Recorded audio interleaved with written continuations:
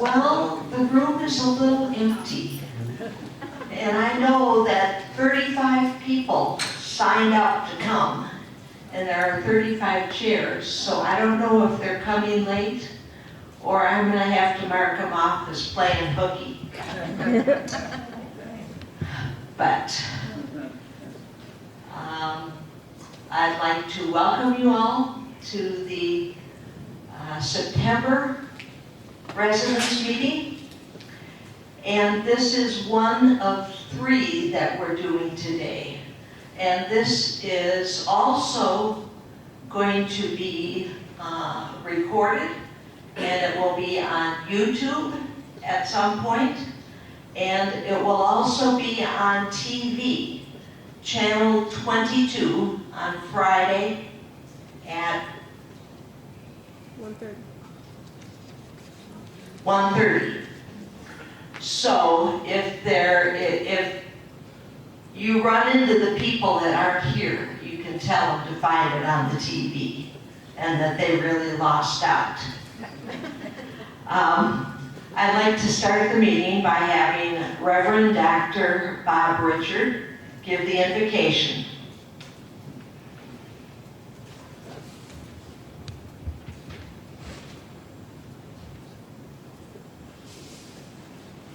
Let us pray. O Holy One, Creator and Sustainer of all that is, that was, and will be, may your Spirit guide our deliberations today and all of our meetings. Give us wisdom to make the best decisions in these perilous times, decisions that will build up our community and each of us individually to successfully face the challenges before us. Always keep us mindful of blessings past and present as we continue our journey through life. May these blessings always be reminders of your faithfulness and love. Amen. Amen.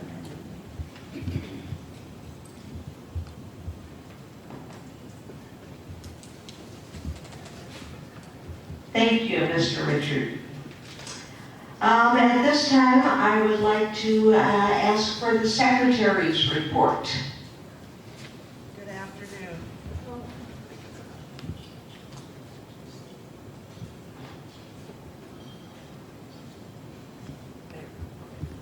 Good afternoon. Well, it's still Not working. Oh, it is not? Oh.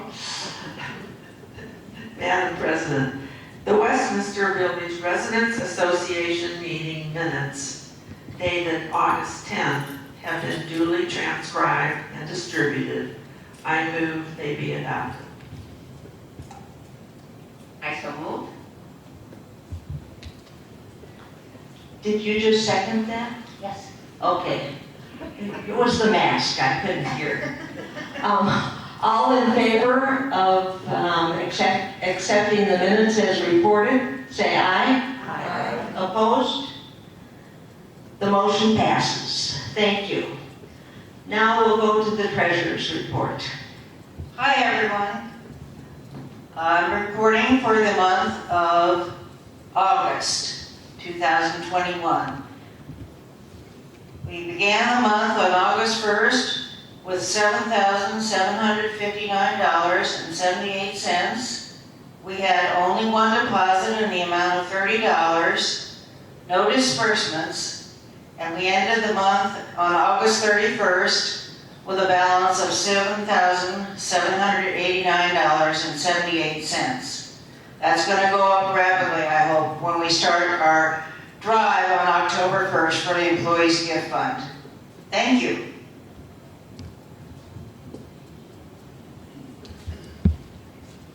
Thank you, Mimi. Next, we will move to the committee reports. And I want to make one special note and welcome Bonnie Cornell, as this is her first time as the chairman of the Health Services Committee. And when she starts her report, she's going to give you a little bit of an introduction about herself, before she gets down to the business of the committee. Thank you.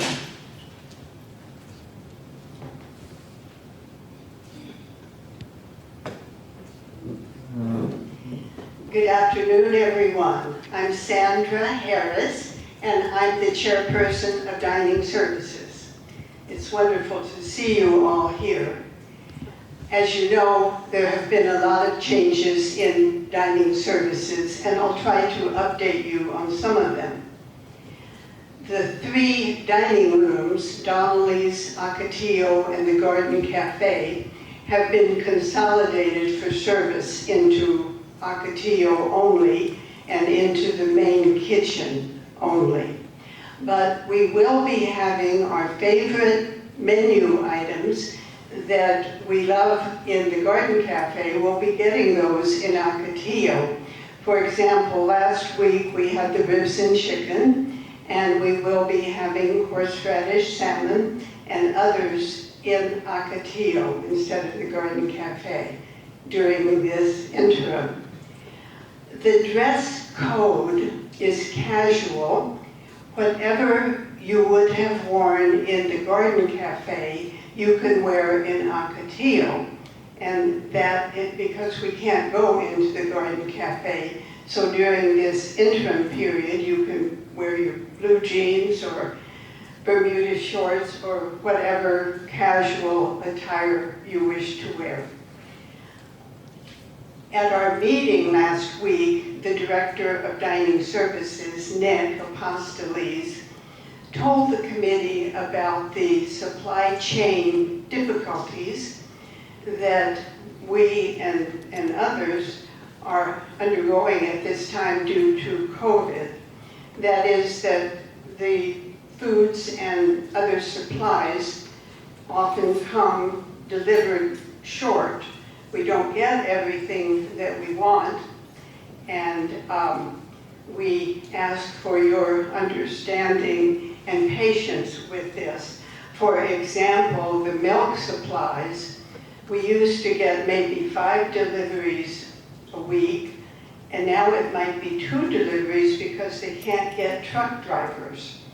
And this is a very, very unusual circumstance, as you can imagine. The grocery store operates 7 days a week, and now the blue order form has more items on it, and those are items from the Garden Cafe, such as the individual cereal boxes, candy bars, and chips. All of the important items that you want to be sure to order, you can now find on the blue order form.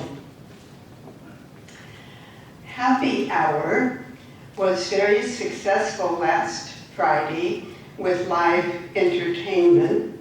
And going forward, there will be happy hour from 4 to 7 on Friday evenings. It's in the Garden Cafe. They had a full house last Friday, but there won't be any food service and probably not entertainment each week. But it is an opportunity to get together to socialize. So you may want to remember that on Friday evenings. The Labor Day lunch was a big success. Those who attended really enjoyed it. 183 meals were served during a time that we were very short-staffed. And so everyone was called in to help on the buffet line, including Bree Smith from Activities. Armand and Mike Charles and others were serving as well. So we want to thank all of our employees who came in on Labor Day and served us very well. Whenever you see them, be sure to give them your thanks also. And that concludes my report. I'm Eleanor Frederickson, and I have a marketing, communication, and administration report. Kathy McCullough reported that there are 9 apartments under renovation, 3 apartments were sold in August, and 3 apartments are available to sell. There will be 5 move-ins this month. A new website is under construction. It's going to be launched on December 6th of this year. We have a new logo, and so new brochures are being completed. Kathy is working now to keep all our costs down as a result of our new logo and the things that need to be replaced. New apartment pricing is in the process. The $5,000 referral program ends on October 1st. Marketing has sold 2 of our smaller apartments as a result of that referral. And right now, it seems that the larger apartments are in demand. That's unusual because a few years ago, it was all the smaller apartments. Our annual casino night has been postponed until December 3rd, and let's hope all goes well so we can have it then. Tom Winkleman reported that employee mandate to be vaccinated has resulted in 10 to 12 employees leaving immediately, and Tom will talk more about that at the end of our program. More staffing may be leaving as well, so we need to remember that our hiring staff is difficult. We need to be very patient. Kim Evertson, our VP of Communications and Community Outreach, will be leaving, and this position right now will not be replaced. Construction in Wywick is awaiting final certificates of approval, and you'll hear more about that from Bonnie. Anna reported that due to service issues with Fry's grocery delivery, we will now be transitioning to Safeway. Orders will have a minimum of $30, and there will be a small delivery fee. And again, please be very patient and understanding with this new change. Shuttle service began yesterday. Flyers were sent out with the numbers to call for service, and those numbers will also be in your minutes. Because the Villager comes out the first of the month, it was suggested that birthdays for the first several days of that month be published in the Villager the month before. We don't want to miss sending those birthday cards. Because we were not able to have Hall of Fame this month, Megan Borrego and Robbie Martin delivered prizes to the winners, and those winners were Matthew from Maintenance, Gia from Activities, Victoria, better known as Tori from Ocotillo, Nick from Security, and AJ from Concierge. Garth Beacon reported that Chase Bank employees are back and available Monday and Friday mornings each week. We also have are planning, not planning, but establishing a new website. There will be a portal where secure transactions will have an opportunity to take place. More about this when that's all completed. Thank you.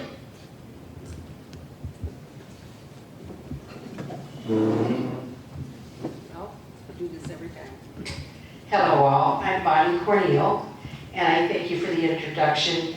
Very, very thank you for the introduction. I'm honored to be here serving you. I'm honored to be able to help you in any way I can with the healthcare issues that you have. And I thought, I didn't get to run for this position, so I was appointed, so you really don't know much about me. And I would share a little bit. To begin with, I've been in healthcare 64 years and went into nurses training when I was 16 and have had an unbroken chain of healthcare for the rest of my life. I love being in healthcare. I love honoring you with the best service that I can give you as a healthcare chair, and I will do that to the best of my ability. I helped open Mayo in 1987 and opened the oncology department there, as I had been an oncology nurse specialist at that time for 18 years. I worked in that capacity until I retired as the associate administrator of Mayo over all the departments of surgery. And my career isn't over because now I'm here to help you in every way that I can. I do a little bit different with the healthcare committee's reports. I'm going to bring out each time that we meet 3 or 4 items that are significant and that I would like for you to remember, but please read the minutes because the minutes are going to have a lot more in them that I don't want to take the time to give to you today. Number 1, the flu clinic.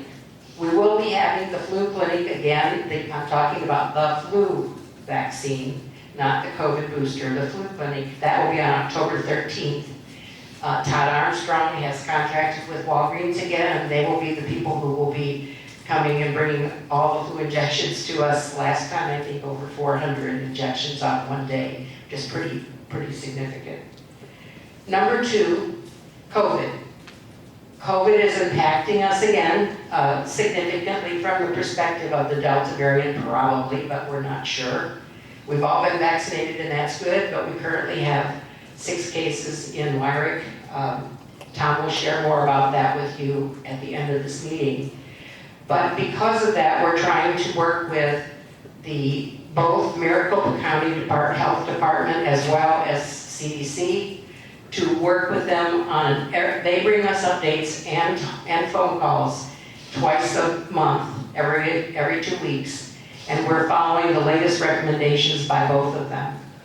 At this point, they are saying that the booster shots for COVID should be, for those people who have been vaccinated with both injections, should be 8 months past the second injection, which would bring us to November. So it will be a little bit hard for us to combine a flu clinic in October, I think, but that remains to be seen. But most likely, it'll be in November.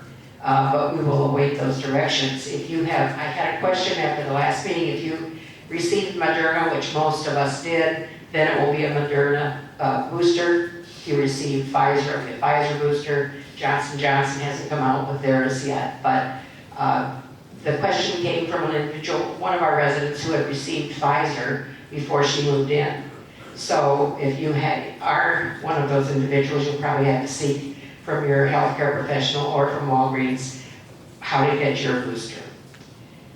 As we go along, the one thing I didn't bring up at the last meeting I do want to bring up is that we are still practicing COVID restrictions, which really means wearing your mask when you are in a group, large group, or in public or common areas here, social distancing, hand washing. I know it's hard. I hate the mask just as much as you do, even though I've worn one for a long time while I was in healthcare, but we really do have to do that. It's hard, but let's keep trying as much as we can. The second thing I want to bring up is the educational program, which Health Services Committee is bringing to you. We began with the presentations from Todd regarding the renovation of Wyrick and its impact on you. And we're going to be continuing those, but what we're wanting to do is have it based on what your interest and your needs are. I'd like to share with you a little bit about what we have planned. We're going to be giving them on an every 2-week basis. They will probably be here in Chapman, or if we have enough people who are involved, it will be all of Nuremberg. But we will be bringing in outside speakers who are professionals in the field of their topic. And we will also be starting on September 22nd here in Chapman with Summit promoting a fall prevention clinic here and presentation in conjunction with the first day of fall. And so they will be here to present, and I encourage you to come. You know, I think of myself and I think, oh, I don't fall. Well, and then I think back and I thought, oh, I tripped over my oxygen cord twice in the last year and fell. So I guess maybe I'm in that group too. So consider coming just to be able to learn some of the prevention techniques for falls. The 13th of October would be the second presentation, but that's our flu clinic, so there will not be a presentation. But on October 14th, in Chapman, our own Kathy Brown, she wasn't here in the last meeting, but she'd probably be embarrassed, that she is going to be our presenter. And she's going to be presenting on grief and bereavement, and also thoughts on coping through the holidays. I want you to know that Kathy is a resident here who has over 59 years of healthcare experience. She's an RN, and she is a certified bereavement facilitator and certified hospice and palliative care nurse. She not only is a wonderful presenter, but we really should take advantage of, I think, the skill sets that some of us have to offer here at Every Opportunity, and Kathy is providing us with that opportunity.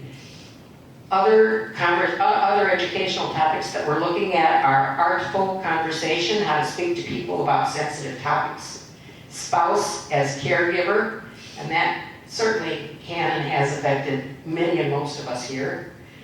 A leading age presentation by illustrious Tom Winkleman, we're hoping. He hasn't given me a date yet. Communicating the art of hospice and palliative care, and others. If you have an interest in a topic pertaining to healthcare, please let either Todd, myself, or Tom know, and we will certainly consider that for a presentation. And to enhance that, what we're doing is at the presentations, we're going to give you all evaluations, which we expect will be filled out. Not only will we get feedback on what you think of the topic and of the presenter and of the issues that were covered, did they satisfy the need that you have, but also what other topics do you want to have brought forth in the future. And I'll give you the opportunity to list those, so I encourage you to do that. The last thing I want to talk about is Wyrick renovation. Now that the licensure has been accomplished and we're waiting essentially on the city and Department of Health, the task force is now moving forward toward providing the architects with specific information on potential renovations which can be accomplished within our budget of $3 to $5 million approved by the board of directors. We're seeking input from all of those who are involved with Wyrick in any way, their residents, their families, the healthcare staff, and you, as well as those people who live in assisted and independent living. If you have serious concern and or interest in wanting to provide input into the renovation of Wyrick, I encourage you to contact either Todd, myself, or Tom. We're right now creating a questionnaire for parties who are interested in Wyrick to answer, to be able to give input so that you can provide more of the things that you're concerned about and interested in. So I encourage you to respond to that by approaching one of us. I think that's about it. This will be my format from now on, probably 1, 2, or 3 topics each month. But please read the minutes because they contain a lot more than I've covered here. Thank you very much.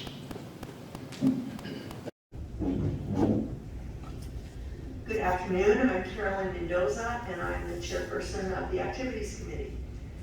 Activities staff have been planning several new activities and off-campus field trips. September 17th will be the Lunch Bunch trip to Grimaldi's Pizza, and the September off-campus happy hour will be at the Herb Box on September 29th. Field trips will be for smaller groups, and they will do more of them, even if it's to the same place. They will try to keep the group small. They're working on the possibility right now of a trip to the aquarium and the Japanese gardens, and there are also some outdoor art installations in Scottsdale that they can take small groups to see.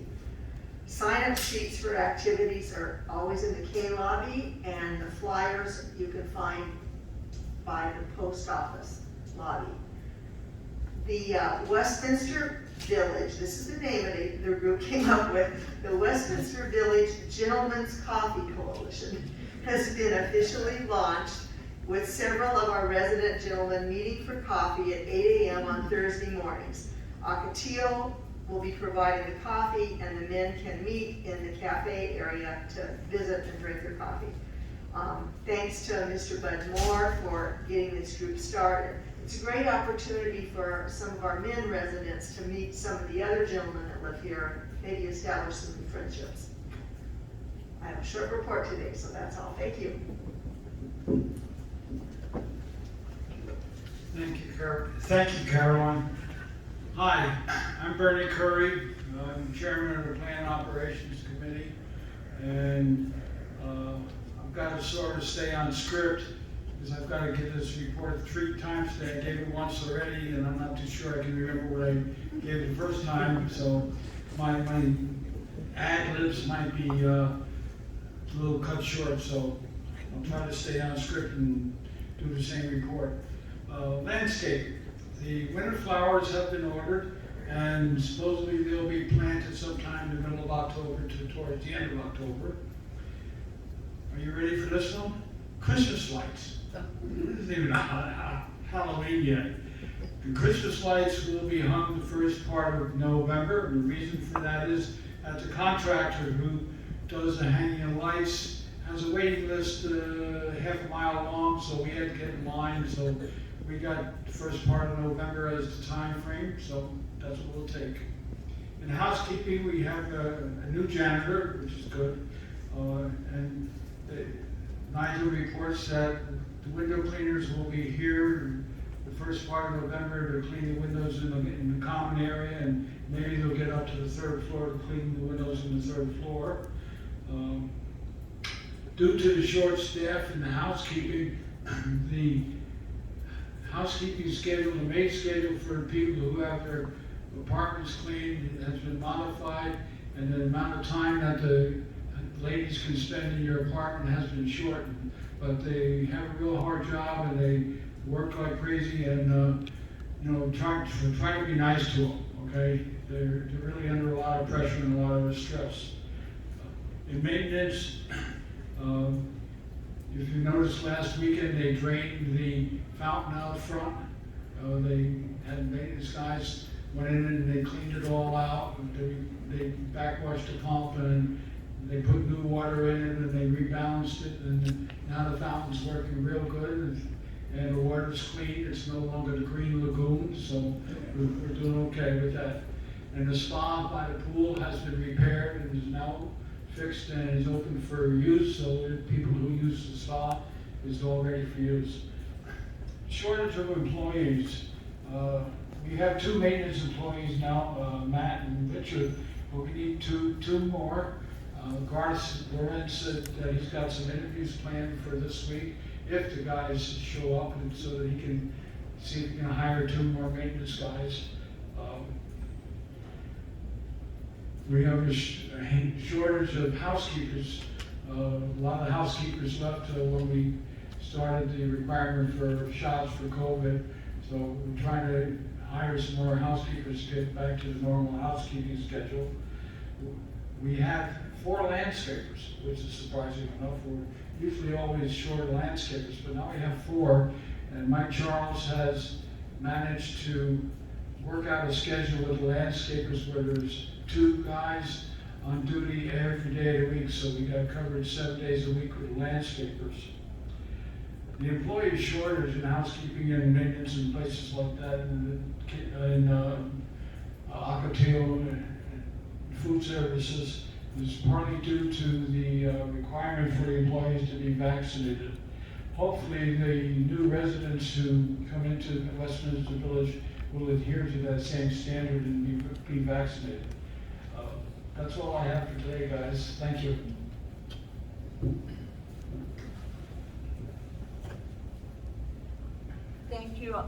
Thank you all for those reports. I have an announcement that I would like to make, and it's regarding the election process for the resident council, the people you see up here. And this is the very start of the election process.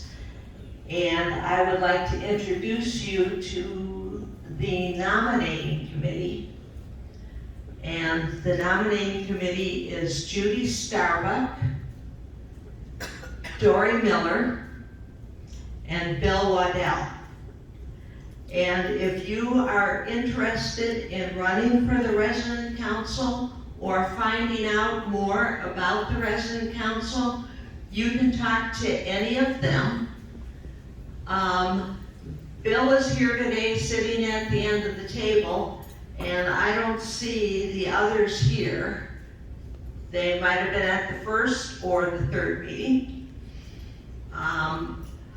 But if you don't know who if you don't personally know anybody on the nominating committee but want to know more, you can ask anybody in the residence council and they can steer you to whatever direction that you need.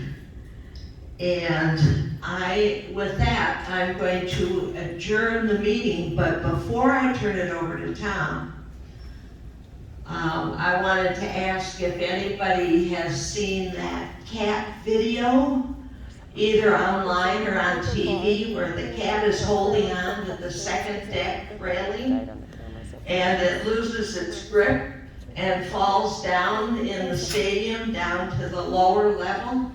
And there are some people there with a flag, and they kind of catch it. I just want to assure you all that the cat that you saw on there looks like mine, but it wasn't. So those of you who have been losing sleep over that, be reassured that everything is okay in my household. I'll turn it over to Tom. Thank you.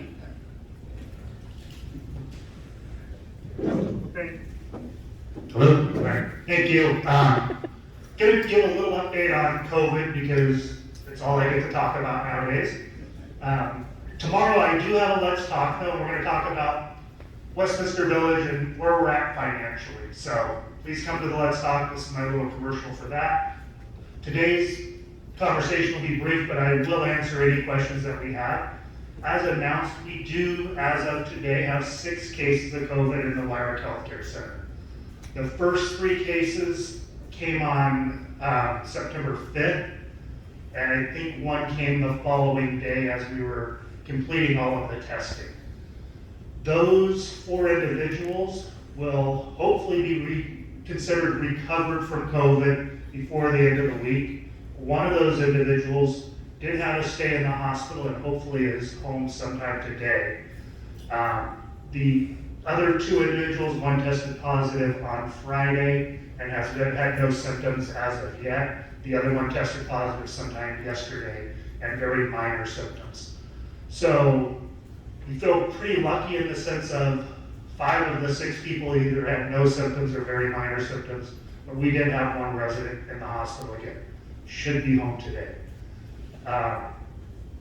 COVID, I think, is kind of here to stay for quite a while. We think we're done with it, and then it pops back up. In the Wyrick Healthcare Center, because of the cases, we did put in our outbreak protocol. We stopped most visits other than those compassion visits.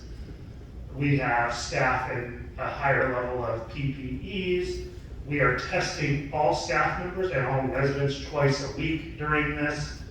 And we will do that until we're about 2 weeks free of no new cases. So it could go on a little while. We're hopeful we're getting close to that, but again, when I get a text from Todd, I usually cringe before I open it up.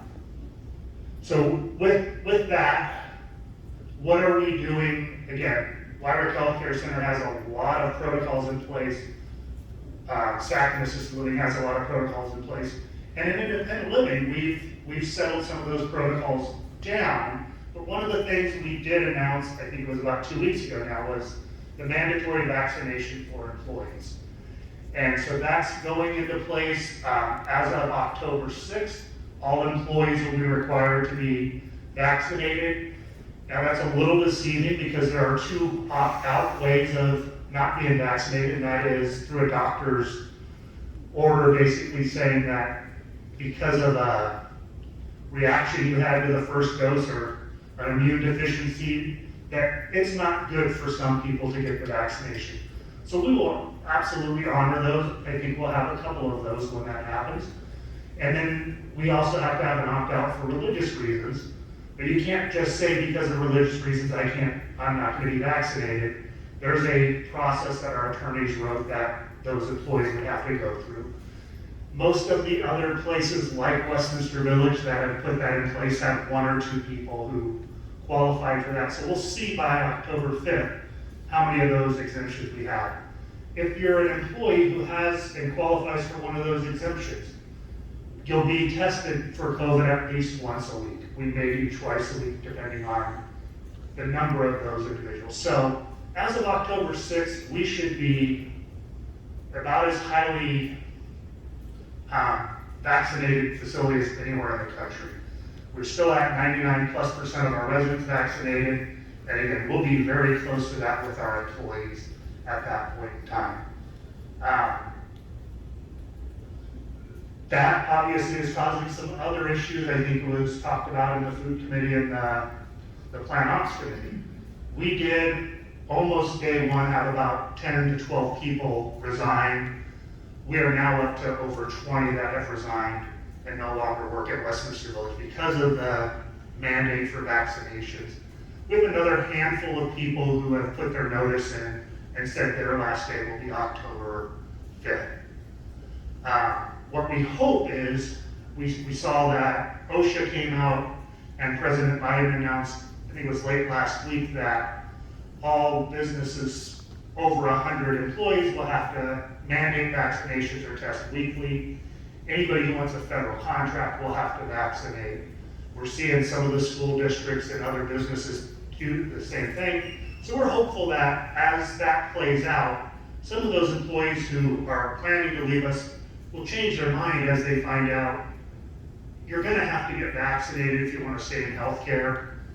We weren't the first and we weren't the last to put the mandate in, but almost every other place like us in the Valley is putting the same mandate in that we did, many for the same reasons.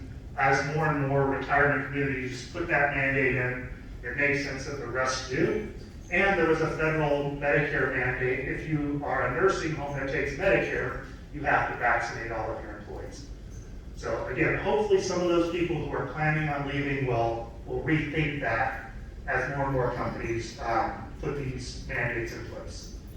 But it will affect our services. It obviously is already affecting our services with the combination of the 3 restaurants with some reduction in housekeeping, maybe some slower speeds of delivery. What I ask all of you is be very patient with the employees that are still here. I know the services won't be as good as what you signed up for. You won't have all the options you signed up for. The same is true with us staff members. We go to Ocotillo and our favorite breakfast items no longer available. It's a small price to pay. Again, what I ask is continue to be, our residents are so good to our employees. And as we go through this, just continue to be good to those employees that are getting the vaccination, showing up and working hard, because their jobs are becoming a lot harder. And it's not those people who stay, their fault that they're shorter staffed than normal. So continue to practice that, the good patience, and make sure they know they're doing a good job and they're appreciated. It's the most important thing at this point that you can do. The other things that are happening is, again, we're going to continue as a company to reduce our risks. So the vaccine mandate for employees, encouraging new residents to get vaccinated, working with some of our larger vendors to make sure they're all vaccinated, doing the random testing, buying the PPEs, testing temperatures. We're going to continue to do all those things. But none of those things make it 100% safe, as we all know. COVID will probably be around a year from now and 2 years from now in some form. At some point we have to get back to living, and we're doing that. Some of you aren't wearing masks. Some of you are going to the happy hour this Friday off campus. And again, I think we're at a point where we need to do that. But each individual needs to decide their own level of risk.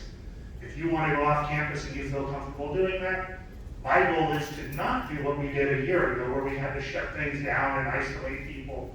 I do believe the vaccines work. I think we've seen that in the sense of even those that have had COVID after the vaccine, they've come back pretty well, as opposed to what happened in other places in March, April, May, June of last year. So you all have to decide what your risk level is, what your risk tolerance is.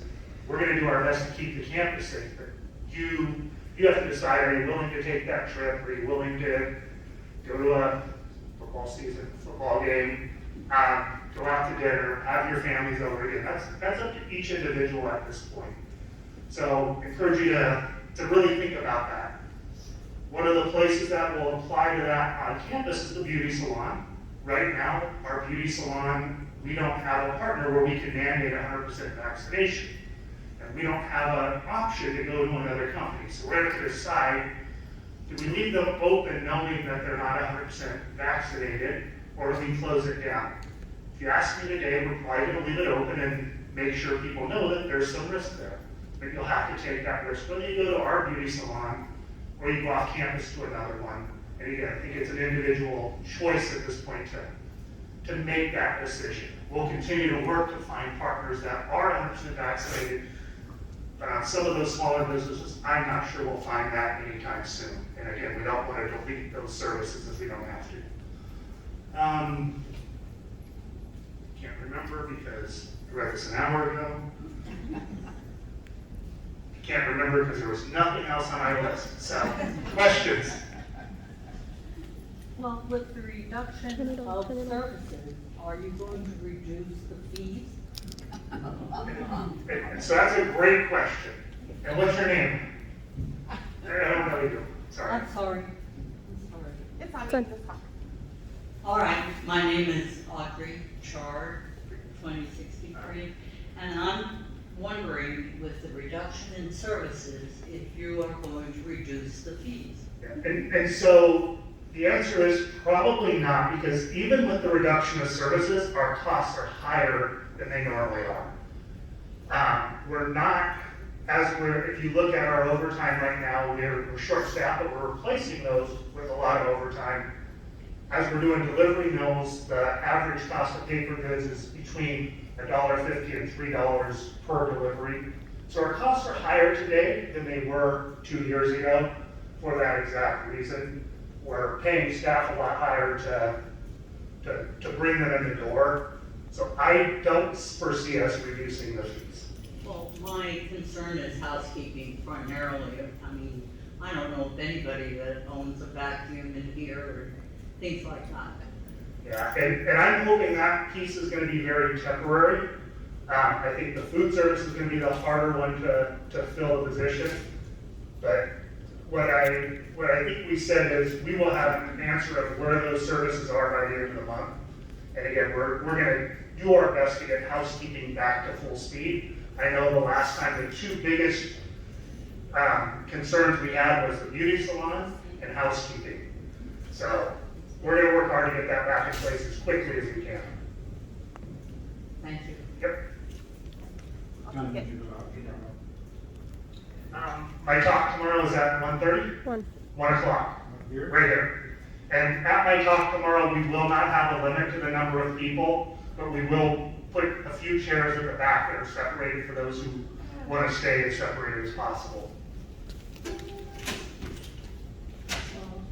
I guess I was mistaken, but I had understood that all employees and all residents that come through the door here at Westminster were to be vaccinated. So that has been a concern of mine, is what you were saying now, that everyone does not need to be vaccinated. So let me clear that up. So we cannot mandate residents be vaccinated, but residents themselves have pretty much ensured 100%. So we're at 99+% of residents that are vaccinated. But that's without a mandate. We can't require that of residents in Arizona. But we can require it of employees, so we did put that requirement in, but it doesn't officially start until October 6th because we need to give people time to get those vaccinations. So we will be, and again, it won't be 100% because we have to allow for that religious exemption and we have to allow for a health exemption. So we have no choice in those two things, and there's legitimate reasons sometimes, especially the health side, that this vaccine is could be a danger to somebody. So we will be very close to the 99% of employees vaccinated. The other piece of that is visitors. We cannot mandate visitors in Arizona be vaccinated. What I said to the last group and what I'll say to this group is, but you can, if you have a visitor coming, you can ask them beforehand, are they vaccinated? Are they feeling well? We put them through some of those questions. They're your visitor. You can decide if they come and meet you on campus and bring risk to you or your friends or neighbors. But we can't mandate that at the door. I also thought that when we were checking in visitors at the front door, that they were being tested, their temperature being checked, and asked if they had had the vaccination. As doctor's offices, they're still doing that, checking your temperature and wanting to know if you've been vaccinated. Yeah, and so we are still checking temperatures. We cannot ask the mandate, or if you're vaccinated question. Our governor wrote a executive order or something to that effect early on that we can't have a vaccine passport. To me, this being a private institution, that we should be able to mandate what we want to. I don't quite understand that when it's for a safety reason that we can't do what we would like to do. And I had also thought all employees had to be vaccinated. And as of October 6th, they will, but there will be those few that are exempted. Just for clarification on the checking at the front door when people come in, they have their temperature taken, they just don't know it. Some people say, well, they didn't take my temperature, but their temperatures are being taken by a machine and a read while they're checking in. Security's notified if they're out of range, and so we're doing that. We're asking them some COVID questions that help reduce, and again, everything we do reduces the risk, nothing eliminates the risk, other than if we lock people in their apartments and keep them away from everybody. And again, not something we want to do. Yes, I agree. We are responsible to not catch COVID. You tell us that those in the beauty parlor are not all vaccinated, so we know that. Yet we can only encourage new residents.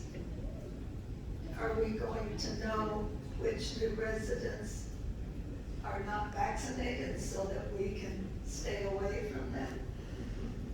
So I won't tell you who's vaccinated, who's not.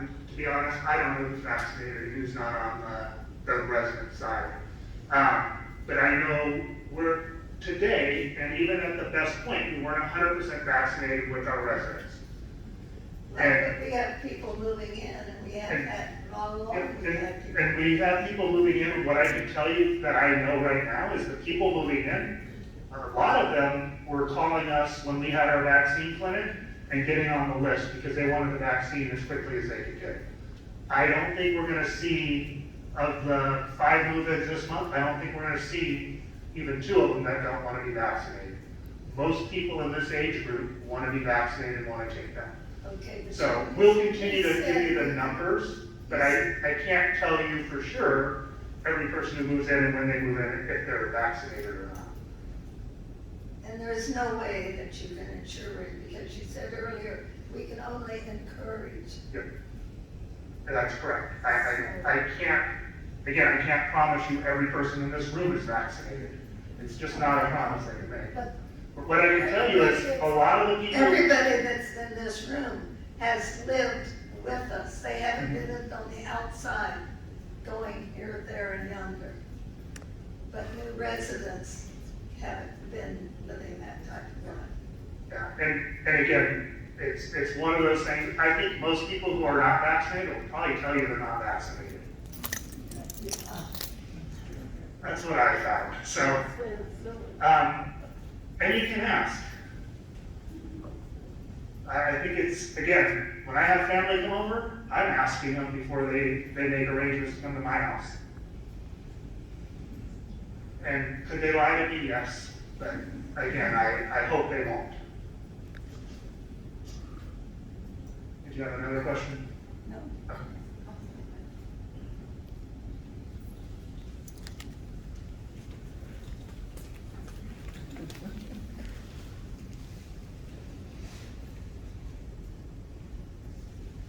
What about workers who do not get their paycheck for Westminster? So workers that don't get their paycheck from Westminster Village will be handled two ways. So there are some large vendors, and they're going to meet our requirements. So we've talked to Morrison, our food service company, and the Morrison employees will be vaccinated just like our employees. We talked to Summit, and Summit will have their employees vaccinated just like our employees.